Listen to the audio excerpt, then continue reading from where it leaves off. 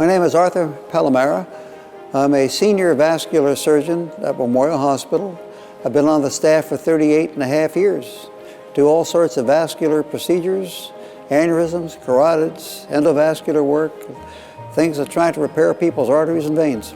Basically, you have to understand that everybody who is sitting or standing in front of you or lying in front of you is scared. And they want to be reassured.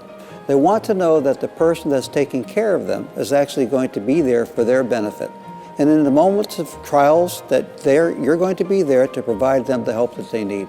So my approach to the patient is, first of all, to try to make them a friend, to try to make sure that they feel confident in the fact that I'm going to be there. So I would consider that my role as a doctor is to be a patient advocate.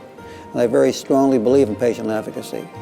It's immensely gratifying to be able to take someone and have something that's broken and fix it, and then kind of put them back on the road to recovery.